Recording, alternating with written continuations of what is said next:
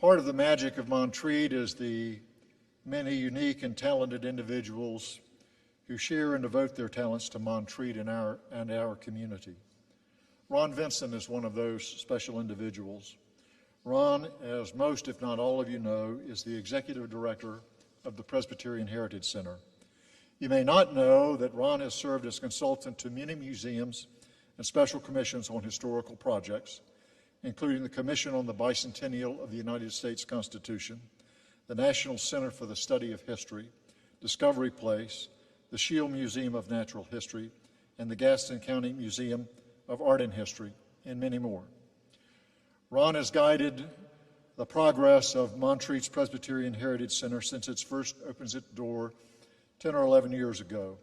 Under Ron's leadership, the PHC has become a very special place with a very special mission.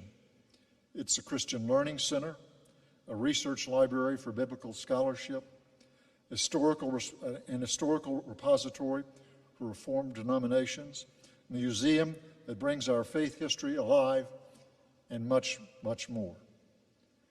Part of the much, much more in the PHC's mission is to preserve Montreat's history.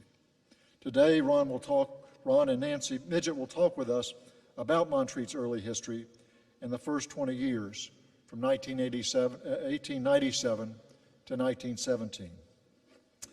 Joining Ron in today's presentation is another very special Montreater, Nancy Midgett. Nancy is the Presbyterian Heritage Center's senior research historian and has been on the staff for 4 years.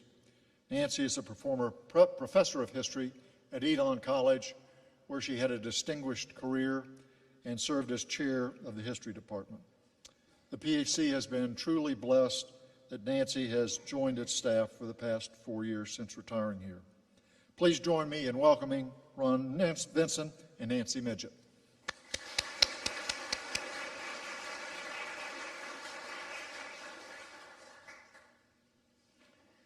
Thank you. One of the problems of inviting a historian to talk to you is that all kinds of extraneous things occur to me as things are happening.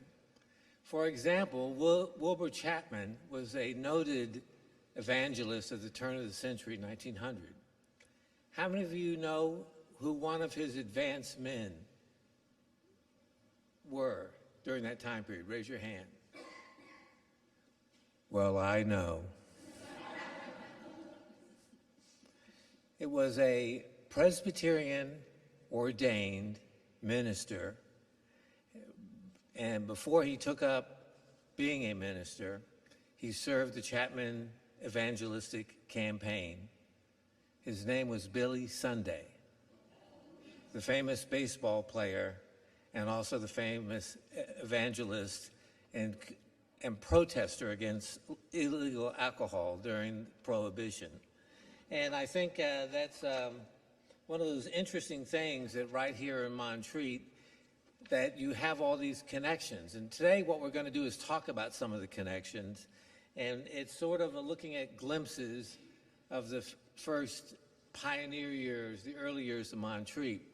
We're not going to do a whole history, and I'll tell you a little bit about that. But before I start, I have two things I want to mention. One of them is we get very interesting material at the Heritage Center constantly, and we'll talk about that a little bit during our presentation. Things are always being turned in, and we got this book the other day that's Dwight L. Moody, and its title is, which made me think and pause, and perhaps you too, Heaven, where it is, its inhabitants, and how to get there. Now, as a native son, I thought the answer was Texas. But it turns out that a lot of people think it's Montreat. The only thing I know for certain is that West Virginia is almost heaven.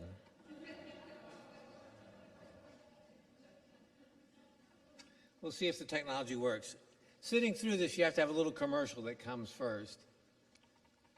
And we'll see if... Sometimes it has to wake up. There we go.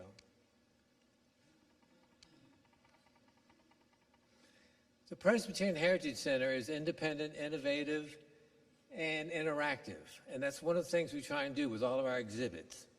If you go into them today, there are things you can do from walking through a wardrobe into the land of Narnia, to beating on a Teos Pueblo Indian drum, to playing a pump organ that was part of the mother church of Western North Carolina for Presbyterians. One of the guiding lines that we apply all of our activities to is we are trying to honor the past, inform the present, and influence the future.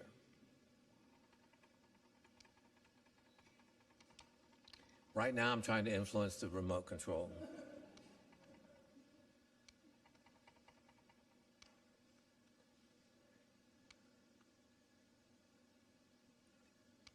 Oh, there we go. There are several things that we do at the Heritage Center that are visible and invisible. Research is one that is visible, and we want to talk about that a little bit more, but acquisitions and collections are another. Writing and design, and then implementation of those efforts in both writing and acquisition. Next slide. And those efforts basically fall out into several areas. We, of course, do exhibits. We do international and national conferences. We have several coming up I'll talk about briefly. We have education, communications, and information technology. Now, among the exhibits that are currently at the Heritage Center is Native Americans and Presbyterian Missions, a 350-year history. Fantasy and fiction of the Inklings, C.S. Lewis, Tolkien, and Dorothy L. Sayers. Presbyterian civil rights and women's suffrage. Before I go any further, though, I'd like to go back to the Native Americans and Presbyterian exhibit and tell you a little story. One of the things we do is try and keep up to date with what's going on in the world. And in fall of 2019, I just happened to be cruising the internet and noticed that Wes Cowan Auctions was having an auction in Ohio. Now, how many people know the name Wes Cowan? He's part of, try this. He's part of PBS. He was on the Antiques Roadshow, and for a number of years he ran History Detectives, which was a group of historians which would take an item or an object and try and find out its history and then report back, and we always find something interesting. Well, that's sort of what we do with many things. But anyway, at this auction, which was right before the Inklings conference we had with 620 plus people on November the 8th, 9th, and 10th, I think it was, which is burned into my mind, they sold this sign. Now, this sign says, and I don't know if you can read it, but it says Pine Ridge, Presbyterian Indian Mission. That's Pine Ridge, South Dakota. This is circa 1890s. The same time the mission was going on, something happened called the Wounded Knee Massacre a couple miles away. Well, we have a very modest budget because we depend upon contributions from people, and it was out of my price range. But that never stops me. So I called Wes Cowan after a couple weeks had expired and said, Wes, we're going to do an exhibit on Native Americans and Presbyterian missions, a 350-year history from New England to the Pacific Northwest, from the South through the Southwest. I would like to talk to the person who now owns the sign to see if we might be able to borrow it for our exhibit. And the way this normally works is you don't get to talk to the person directly. You have to go through the auctioneer. So he said, well, I'll get a hold of this person, and if she's interested or he's interested, they will call you. About a week later, I get a phone call. It's a woman. Turns out she's a Presbyterian elder at a church in Oklahoma. She said, you called? And I said, yes, I would like to borrow this sign. I explained what we're going to do with it and how we would definitely, put the credit up, et cetera, and how it would be a main focal point of the entrance into the exhibit, which it is. She said, I'll loan it to you, but would you like to have it donated? I fell all over myself and said, yes. She said, I'll pay for shipping. I said, yes.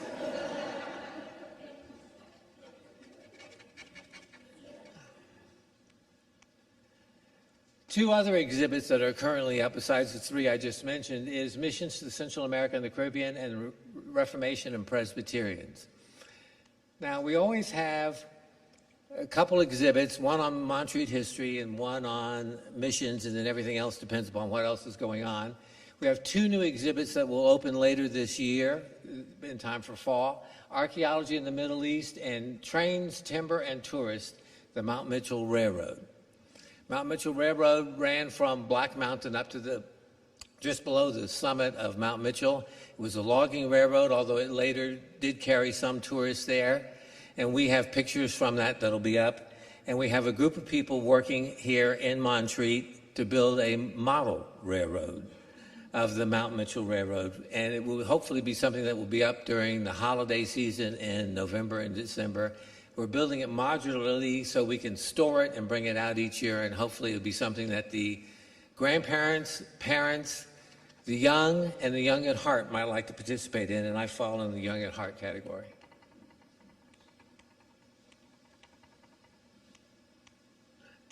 I'm deaf to these things, apparently.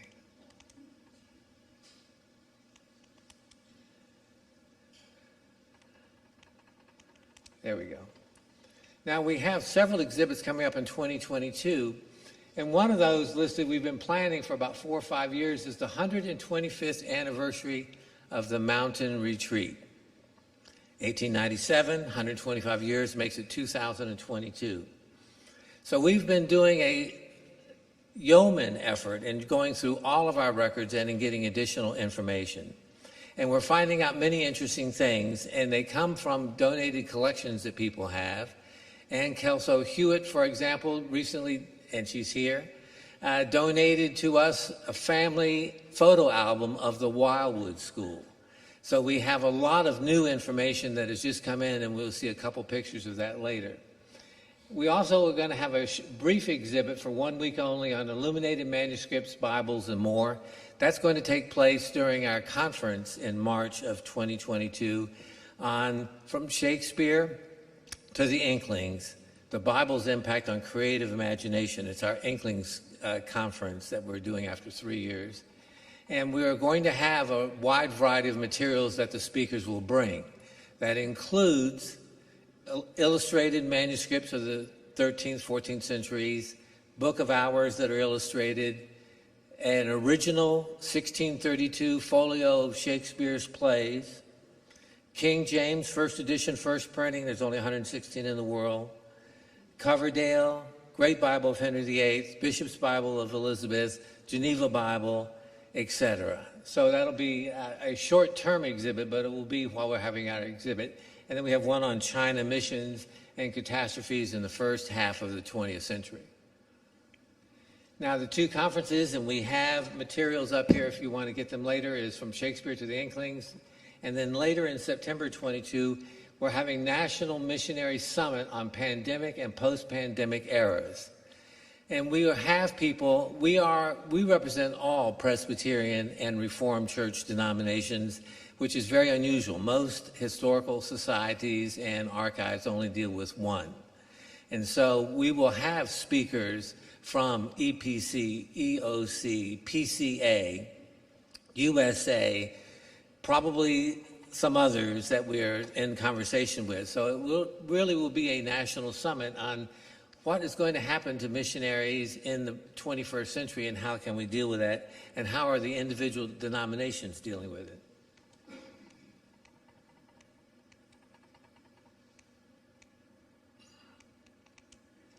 And then that's back to the list of other things we do, which includes education, communications, and information technology.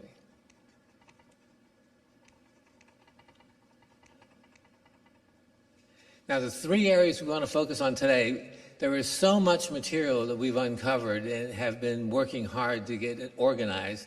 We can't give you the history of the first 20 years because it's going to take too long, but the exhibit's coming next year, so you'll have to come and see it. But today we want to look at the founding of Montreat, our Mountain Retreat, the Montreat Graded School, the Wildwood School, and a few other things that people are always interested in, like where was the first general grocery store in Montreat, and what about how did the hotel get built, and et cetera. So we have some interesting things, I think, to talk about. And to start to talk about founding of Montreat history, I'd like to introduce Nancy Midgett.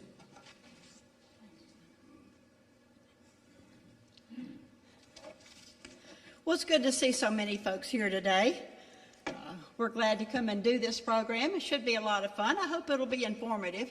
Every day I disturb Ron because, Ron, look what I found in this box. And then he has to get his, thought train back into whatever he's doing. But it's pretty exciting when you look through and find things.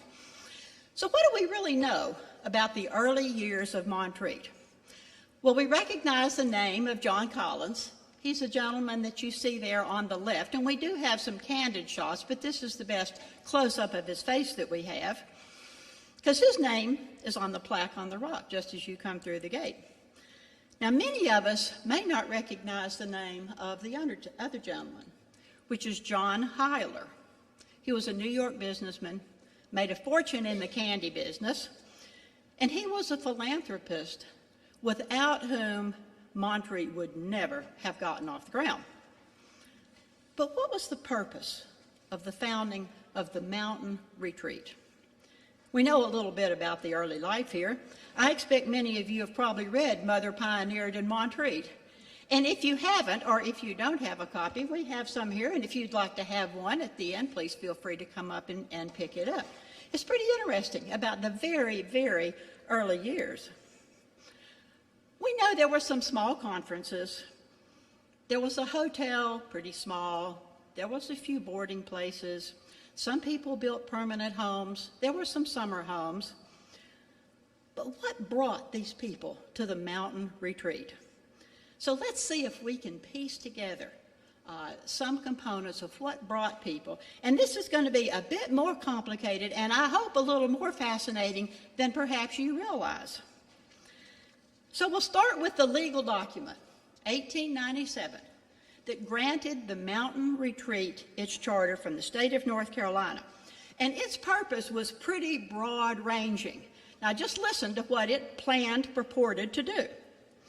It was going to be an assembly grounds for worship, missionary work, schools, libraries, orphan homes, and manual and trades training. That's pretty much. But that's not the end of it. The whole second paragraph was about how it was going to be a health retreat and resort. Okay? And that's not it. It was going to become a permanent home for some and a summer home for many. Now, that implies that there's going to be a few basic services, roads that you can actually navigate. Now, interestingly, those basic services early on did not include any kind of sewer system. But I have seen a couple of places where they very carefully suggest that the outhouses will be carefully engineered and properly placed. So, all right, where did this idea come from? Well, in the last third of the 19th century, a number of similar places had sprung up, and collectively they were known as chautauquas. And many of us are familiar with the most famous one in New York. But the model for Montreat was Ocean Grove in New Jersey. That's a picture of Ocean Grove in New Jersey. It was begun in 1869, sort of on the model of the Methodist camp meetings, but it had expanded well beyond tents, revivals, and short-term visits, and even encouraged people to build homes there. Now today, if you go to visit, you can see a lovely array of Victorian homes. The original purpose for Ocean Grove, it said nothing about mission work like the Mountain Retreat Charter had, but then let's face it, Ocean Grove was hardly in a wilderness, okay, like Montreat was. Every summer, literally tens of thousands of people flocked to Ocean Grove from the major metropolitan areas of New England. In 1894, they had to build an assembly hall to accommodate 10,000 people. It was huge. This heyday lasted until about 1920, when people's attentions turned elsewhere. But in 1897, John Collins had a strong model for his mountain retreat. So how did Collins come to purchase this particular tract of land? Well, tracing the ownership of the land is not difficult. And it's not surprising that he would explore western North Carolina, because many people came to this area for their health at this period of time. And in the early days, we have ample evidence there was also a significant amount of missionary work that went out from Montreat to the surrounding area. Collins worked really closely with an agent in Asheville by the name of John Alec Porter, who was obviously quite knowledgeable about property in the area, and he actually became a member of the managing committee of Montreat. Mr. Porter's grandson is with us today. You might enjoy meeting him at the end of the program. Okay. Now, did Porter know that this large tract of land was available? Did he think it might be? We're not really quite sure. I haven't found that document yet, but the history detectives are working on that one. Okay. What is most interesting about these first years in Montreat is how it struggled to work towards this huge mission that was outlined in its charter. Ministering to the local population with church, missionary work, schools, an orphanage, library, a place for Christian conferences, which entailed meeting spaces and places for people to stay, not to mention the homes and the roads, etc. In many ways, this led to something of an identity crisis, as we will see. Now, one clue to understanding identity, and you'll know what I'm talking about, is letterhead, stationary letterhead. You pay attention to that sometimes from companies. Companies these days pay big bucks to get a design that is attractive, informative, and it gets out their message. So we're going to take a look at the first 4 letterheads from Montreat, or the mountain retreat, in just 3 years. So they're going to change pretty drastically. Now, you can't see this too well, and I'm sorry, but you can see the top is a lovely pastoral scene. You get that, right? All right, here are the words. A mountain retreat, health and rest home in the land of the sky. The picture pretty much tells you the same thing. Much like Ocean Grove, except it was in the mountains instead of by the shore. Now note what is missing. Mission work, evangelism. It doesn't mention Christian anything. Okay. Now, let's look at the next letterhead a year and a half later. Oh, that's pretty darn businesslike. Look at the difference. What you have up there is the Mountain Retreat Association, the people who are in charge, and that's it. Okay. Well, that wasn't too informative either, so let's move on 6 months later. Now, it's a little bit fluffier, a little bit prettier. Okay. And what you see here, and you can't read it, but if you look underneath where it says the Mountain Retreat Association, here's what it tells you the Mountain Retreat Association is all about. It was organized for missionary and evangelistic work, educational effort, Bible conferences, health and recreation. Now look what's first, what was totally missing a year and a half earlier. Mission, work, evangelism, and look what's last. Health and recreation. That's what it was all about a year and a half earlier. Now, the very last letterhead has all of that and more, because on the left it's advertising the 2 conferences for that year. 4 letterheads in 3 years. Pretty interesting. Now, this is an organization in search of its identity. And we have several clues to explain this really fluid identity, in addition to the charter, which said it wanted to be everything. Okay. First, one of the original organizers, a man who soon became the general manager of Montreat, was named Weston Gales. Some of you may recognize that name. He was an evangelist from southwestern Virginia. So it's clear that when he's on board, evangelism and mission work is certainly going to be a priority. Second, and this might be even more important, there was a letter from a man named H.T. Fisher. He was a banker from Cleveland, Ohio. He sent this letter to Collins in late 1897, praised the concept, praised the location, and he had just visited the location. And he emphasized what he saw as most important, and this is directly from his letter: the evangelistic missionary opportunities among the people who live there. A retreat center was a distant second in his mind, and he never mentioned recreation. Okay. So it was men like this one from whom Collins needed money. I would like for you to help me with this. Oh, is this what you would like to have? Perhaps that's what we will be. Okay. Third, we have a document written by a man who I never heard of before. His name is Arthur O'Leary. I think that's the last name. Ron and I were trying to decipher it. He's written a report of evangelistic work done since April 20th, 1900, dated December 1900. And he outlines the services he had conducted in the surrounding area, the people he had converted, and the number of Bibles he had distributed.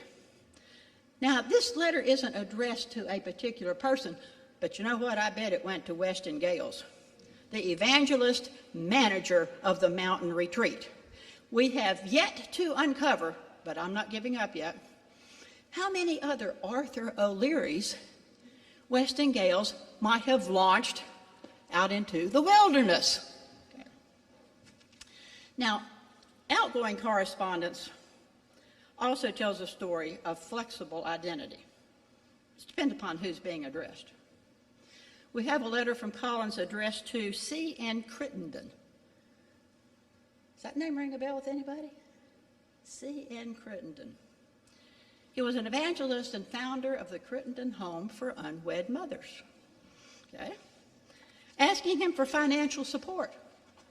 And he wanted the money to construct a building for religious services, and the tone of this letter is most missionary-like. The building is needed for the development of Christian workers and for evangelistic services to teach the unsaved. Very clear. Other requests, much more broadly distributed, focus on the need to raise money for schools and a children's home. And then there was a letter to Mary Dunlap, December 1899. She'd inquired about health conditions and building costs. She didn't care about missions and evangelism. Collins replied to her, and I quote, "The mountain retreat is going on very nicely and beautifully and everything, particularly the health conditions here." That's what she'd asked about. "It's all and more than anticipated." The rest of the letter is about the low cost of building. He could tell you what you needed to hear. Okay. Now, by 1901, 4 years later, Montreat was beginning to look like a small retreat center. Now, you really can't see that, but you can look at it close up. I have a copy of it over here. This is an 1898 map with a few 1903 buildings superimposed on top of it. But you can see the way that it was laid out. You can see the names of the roads. Assembly Drive was the parkway at the time. Okay. But this will give you some sense of the idea for what it was going to look like. A man by the name of F.S. Odell, who was a civil engineer from New York, and he'd been hired by Collins early in 1898 to survey lots, roads, and public lands. Now, by that time, 4 years, there had been some small conferences. There had been 2 larger ones that were held that summer, Christian Workers Assembly and a Bible conference, and each of them lasted for 2 weeks. Lodging was available in both the small Montreat Hotel, which had been constructed entirely by funds from John Heiler personally, and a few boarding houses. There were some permanent residents, there was a smattering of summer cottages, and the roads were usually passable, which is more than you could have said about 1898. Okay. There was a small school, and there would soon be an orphanage. But all of this cost money. And that was a really critical issue for Montreat in its first decade. How could it pay for everything? One idea, of course, was to sell lots. Well, actually leases on lots. Montreat wasn't going to sell you the land. You could purchase a 99-year lease on which to build your house. Now, within a year of Collins having garnered this entire cove, Odell was working on a survey. Collins and his managing committee put out the word that if enough people were interested in making this investment, it would move forward with development. But how do you know if people are interested or not? Well, many publications had little forms just like this, or they were sometimes sent out to churches to distribute. This, in essence, is what you signed, and if you sent back your $2, you could register for a lot. Now, if enough people sent these back and paid their $2, they would move forward with development. Okay.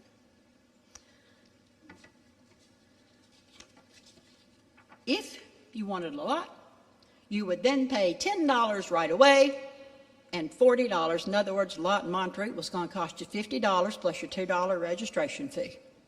Okay. Now, this mailing did generate enough interest.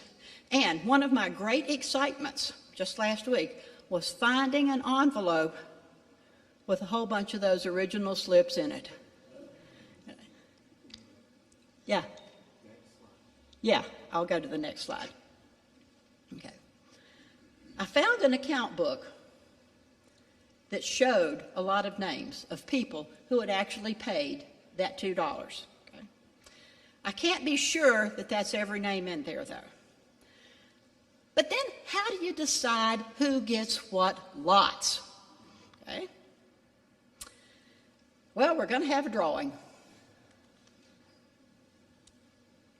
Okay. If you paid your $2, your name would be written on a little slip of paper. And imagine my enormous excitement last week when I found the envelope with those little slips of paper in it. We got them.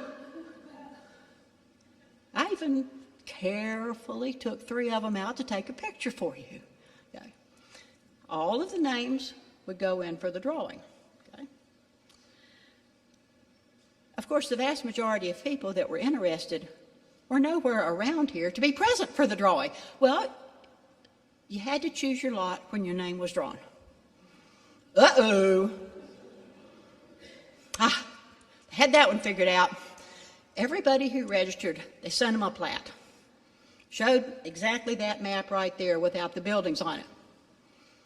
That's how you could sort of figure out where your lot was. But you still aren't there to choose. Well, the other document up there is what I also have a whole folder of, and that's the proxies. If you lived in New York and you wanted to choose a lot, you could have a proxy who lived down here come and choose your lot for you. It had best be somebody that you trust, because you want a good lot, of course. Everybody wants a good lot. That's what the proxy said. I entrust you to choose a most desirable lot for me. Okay, but what else can you do? Now, some people weren't real happy with this. One wanted a topographical map so they could see, well, am I going to be down in a hole? Am I going to be up on the top? It was just all flat. And if you look closely at this map, you'll see something else. And there was one person who was truly annoyed. There's a bunch of little teeny R's on those lots. You couldn't choose any of the ones that were reserved. And this annoyed person was pretty sure that all the best ones were reserved. And so he writes to Collins, "It's rather disgusting to a man on the outside who stands looking on from afar, feeling that the affairs of this association are going to be handled about the same as those of most business corporations, where the application of a commensurate lubricant would be a very judicious expenditure in the purchase of a lot. Furthermore, he announced that he was going to sell his lots. But most people chose a proxy. They couldn't be present. And we don't have a list of exactly how many lots were distributed, but by autumn of that year, Collins announced that about 260 had been sold. Odell was hired to finish surveying, to manage the property, and to oversee the improvements, and the improvements did include, by the way, some of the outhouses. Okay. Weston Gales was then hired to be the manager. So what's become clear by this time is that John Collins may not be the best manager in the world. Okay. And so it began. Anybody recognize that? Okay. So in January of 1899, Montreat entered into an agreement to have a grocery store. In 1900, the church, that we now know as the community building, was erected. And that is the building more in the background. That's our community building. We actually have a lot of records of what it took to construct that building. A decent hotel was needed. John Heiler used his own money to pay for the hotel. Despite Heiler's generosity, by 1902, Montreat was in serious financial difficulty. Clearly, the sale of lots was not even close to generating the amount of money that was needed. So they came up with another idea, and that was to invite 500 people to be sustaining members, and if you would send $10 a year for 5 years, that could raise $25,000, and that would put us in tall cotton. Those are my expressions, not theirs. Okay.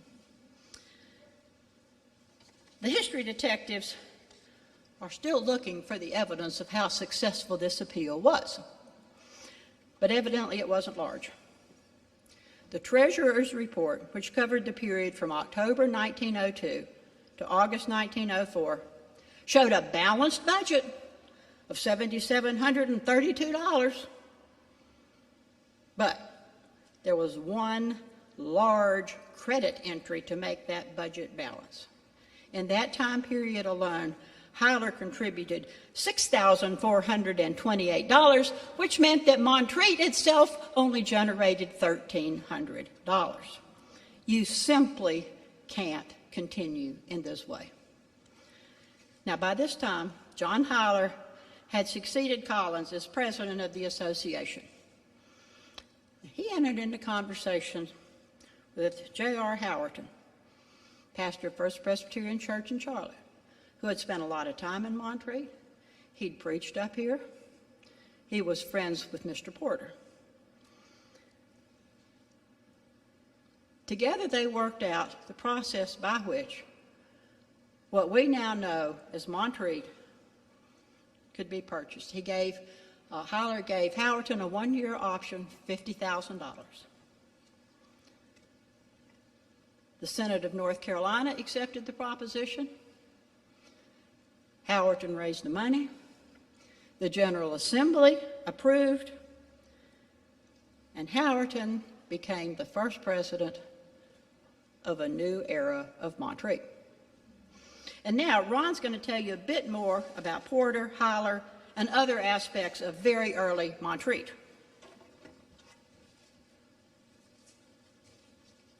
Thank you. You can tell she was a history professor.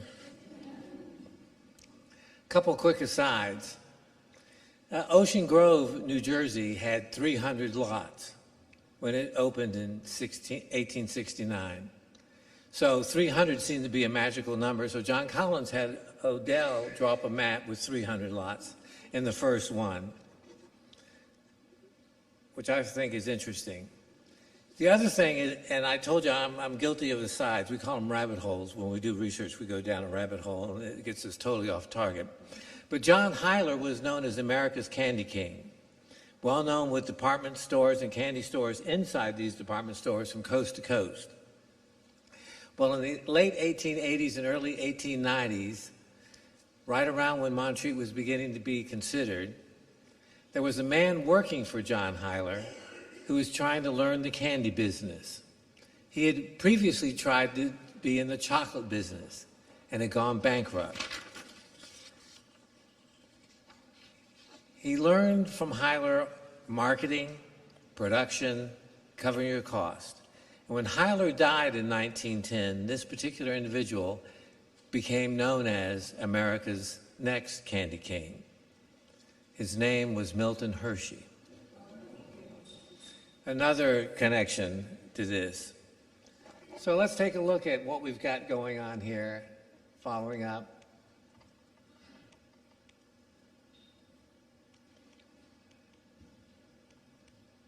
Now it's sensitive. I'm backing up.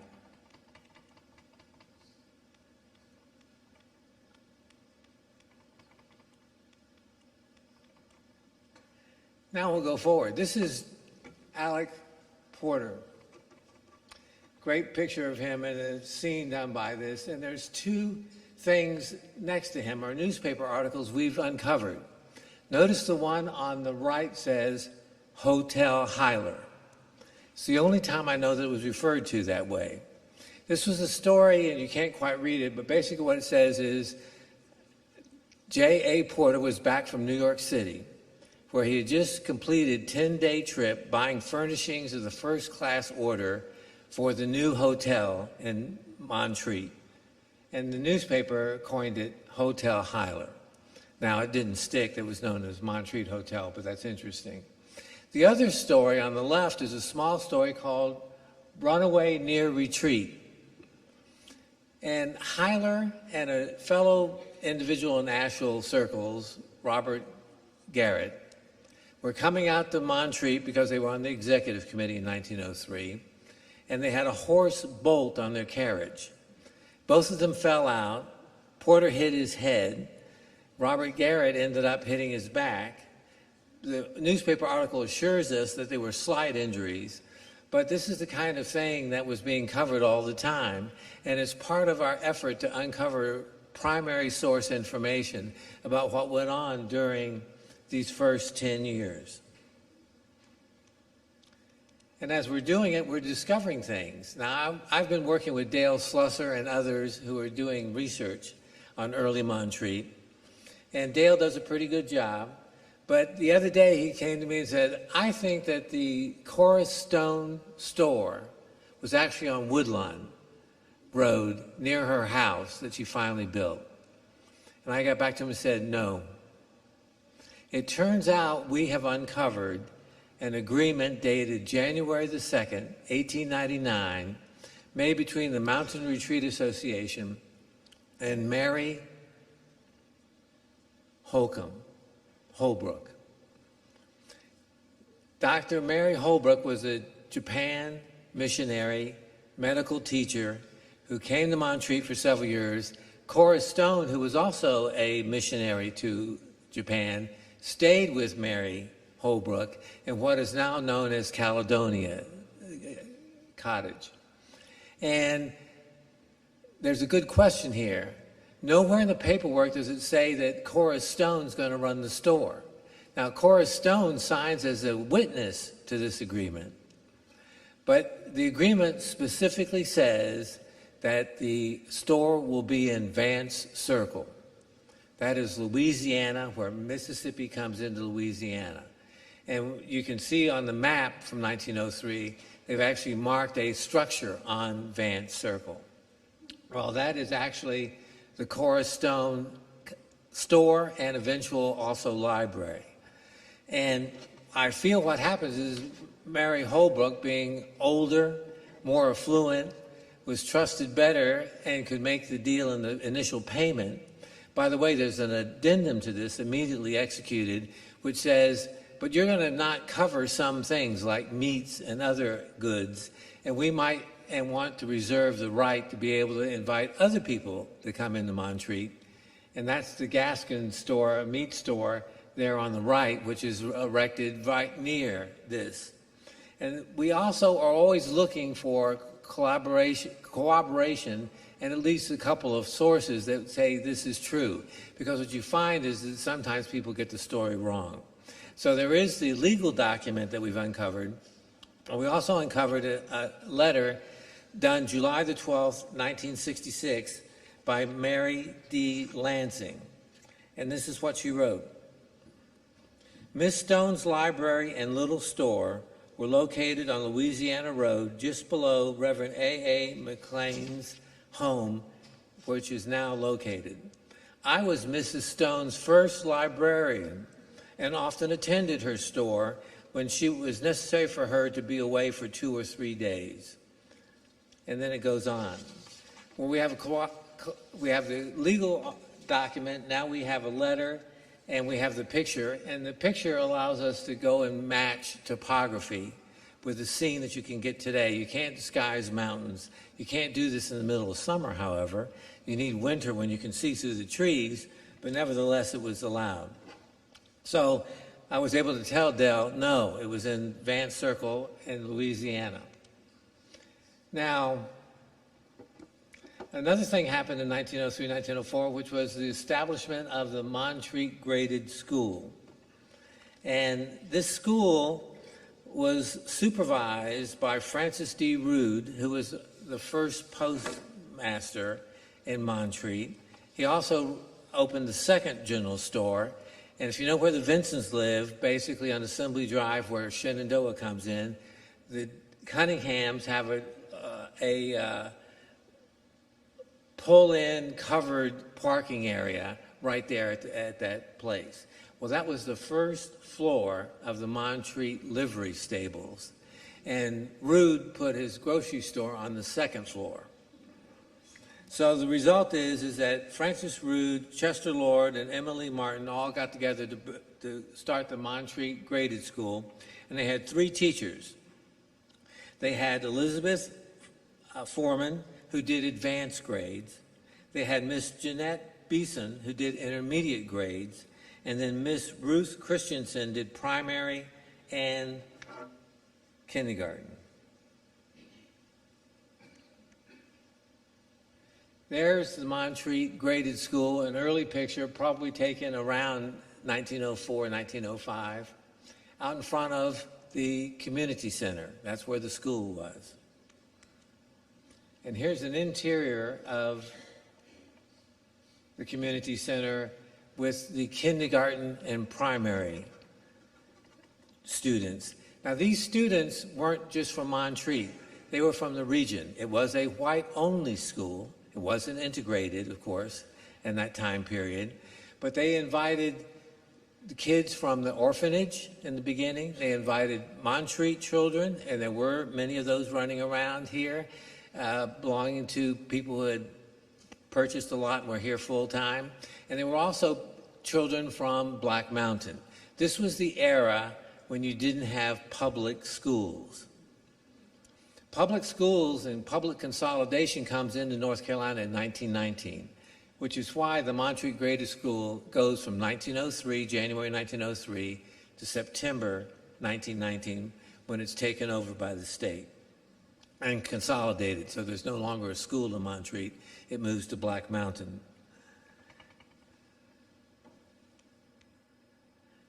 Now, something else that happens in this time period after the school is established is, do you know where Montreat's first museum was? And not even Mary Standard knows. Mrs. Angie Wing owned the 2 lots that included the President's Lodge. And in 1908, the summer of 1908, she developed a Missionary Museum. And this is what the missionary magazine of the Southern Presbyterian Church basically said.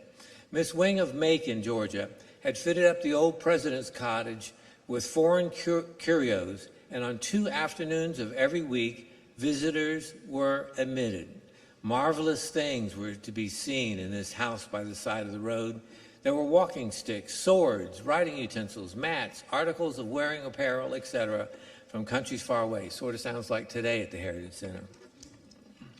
But that was the first, and it lasted. In this article in the Presbyterian Standard was encouraging other communities and other churches to consider creating a missionary museum. And lo and behold, Montreat, as you know later, when the Richardson building becomes the Way Out building for the training of missionaries, they had little scenic dolls and other kinds of artifacts. Do any of you remember going in and seeing that? There's some hands. And so that is the initial foray into museums in Montreat.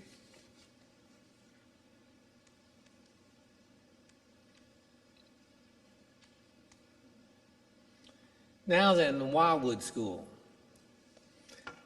Robert Campbell Anderson always wanted there to be a more advanced school in Montreat, and he began working the Presbyterian synods and others to try and create one.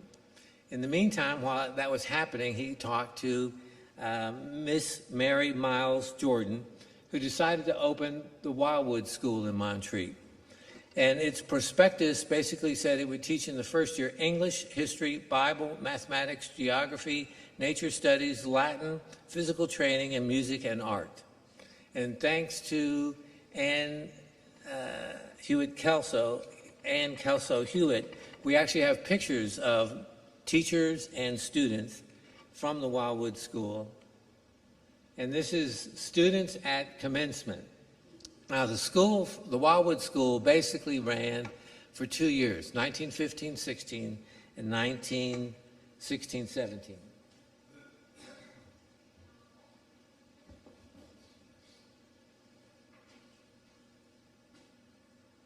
These are the spelling cuts of the Wildwood School.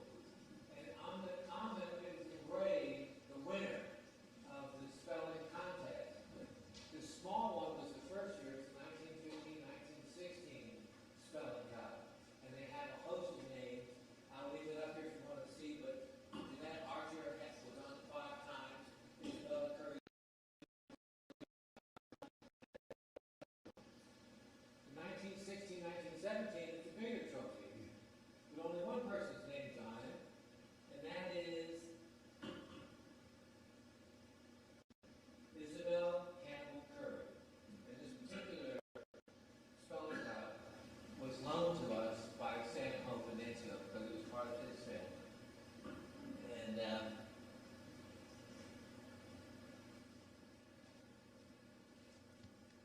the Wildwood School was doomed because in October, and basically in the summer of 1916, the General Assembly approved a school being created in Montreat, and that launched the Montreat Normal School.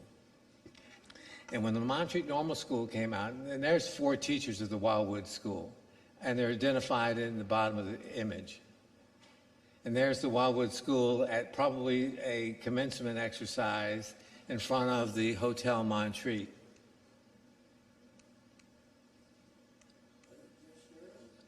Yep, it was all girls.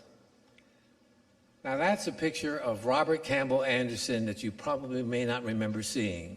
This is Anderson in 1907. We're used to seeing pictures of him as an elderly person that was taken much later in life, but that's the prospectus for the Montreat Normal School. And as that came to be, basically it was just not feasible to have 2 girls' schools in the same small community. So the Wildwood School folded, and of course Montreat Normal School became, after many iterations, Montreat College, and we're on its campus today. Now, real quickly, we want to leave a little bit of time for questions and answers. So I'm going to wrap up here. We're talking about, this is the 1898 map and of Montreat with lots. And there are certain lots and things that aren't there. The little squares are structures. And we have identified both of those structures. And then next to it is something called the Big Piney Inn, which is Montreat's first hotel or lodge. And That's one of the little 2 blocks structures that were out in front of where the hotel site was. And these were for the Carter family, which later became taken over by Heiler. The lumber was later taken down and used to build up near what it became Endelk Lodge and camp for Montreat girls, and then later was removed for the playing field for the Montreat College. But and we know that is the Carter, and that's a picture of, the little distant picture is the Big Piney Inn. Now, it basically was a tool shed that was expanded. The local residents called it the Big Piney Out. And in 1933, Chester Lord made a speech. It's one of the things you have to be careful of is making sure that you get all your facts right. And sometimes when you're thinking back 20 years, you may not go back to source material, but he did a pretty good job. He talked about, and in closing, I want to talk about 2 things. One is the first 1897 conference, which was all outside and all under tents. And he talks about the tents, and the cooking was done on the outside, and then he had this to say: the serpent was here to attend the first conference. At least one was found one morning comfortably coiled in one of the tents. The woman in the tent set a good example by leaving at once and not staying to listen to any argument that the serpent might wish to indulge in. But he goes on to talk about it in 1897. After the conference buildings began to spring up, and there were many, there was the Farm Lodge in existence already. There was the President's Lodge, which Collins stayed at, which was already done, although it may have been added. A kitchen was built with slabs gotten at the nearest sawmill. And then he says the next building was for storing tents and other things. And then he talks about, he bought property and built a 3rd building, be the 5th or 6th building in Montreat, which was a shack about 12 by 12 with a small addition built later. That was his home for 2 months. And then later he goes on to talk about around December 1897, he's building his house, and there is 2 other houses, the Dickinson family, which was across the road from the Carter Heiler cabin, and then the Carter family. Both the Carter and the Dickinsons were from Massachusetts. And like I say, we are in the process of identifying and trying to track down all the kind of information we can. It makes sense this era doesn't have as much research having done on it previously. The Presbyterian Church basically took the place over. There was more interested in 1905 to 1907 and things done by the Presbyterian Church or things done by the Mountain Retreat Association operating under affiliation with the Presbyterian Church. So that is fuller. But like I say, we will have a 125th anniversary of the Mountain Retreat exhibit where we will go into all of this, and we're going to publish some materials. And it's the kind of thing that we do behind the scenes. You don't see it, but hopefully you will enjoy it when you come. Thank you very much, and we'll take questions and answers.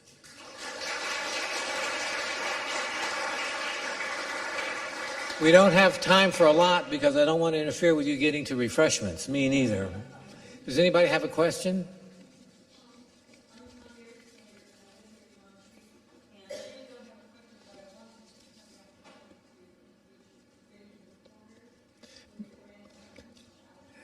This is Benjamin Porter, the grandson of J.A. Porter. Please stand.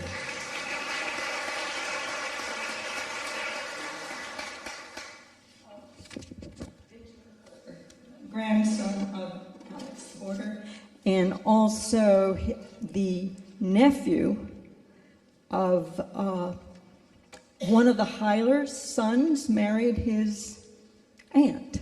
So sort of a double connection with Heiler and with Porter, and his wife is with us today too, so you can say hello to them. And hopefully we'll do that. Last question, anybody? Yes, right. when the sawmill was put where the dam is now, because of course there was no lake. Yeah, it was in the parking lot of Anderson Auditorium, and basically they started putting it in, we believe, around 1898, 1899. But we're still tracking that down, trying to find sources that will confirm. In one of those books, they talked about getting local lumber. So I figured the sawmill had to have been It had to early. have been early, yes, it was. Listen, we'll be available at the refreshments. You have something to say, Mason? Yeah, let me just make a couple of closing remarks. I wanted to, once again, Ron, thank you, and Nancy. We're very, very grateful for your being with us this afternoon. I'd like to also thank Montreat College for making this facility available to us, not just today, but last week and next week and the week after that. It's been very, very grateful for that. And I'd like to say a special thank you to our volunteers who prepared the refreshments that we're about to enjoy for today's reception. In honor of the Presbyterian Heritage Center's program today, our volunteers have used recipes that you might have found between 1897 and 1917, so they're very special. And I hope all of you will join us in Fellowship Hall just down the hall in just a few minutes. Thanks all of you for coming today. Yes, I see a hand in the back.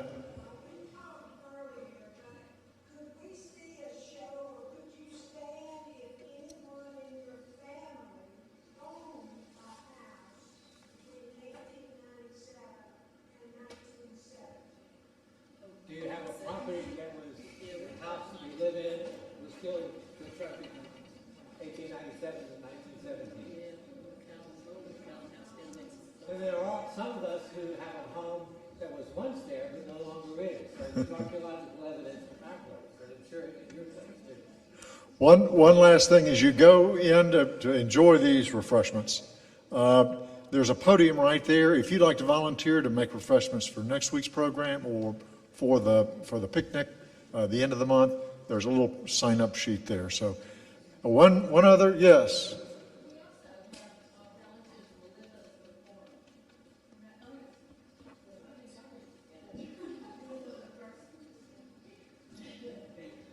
Thank you for being with us today.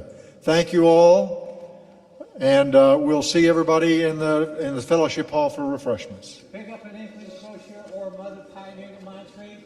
It's one of the few times that Scott Presbyterian will offer something for free.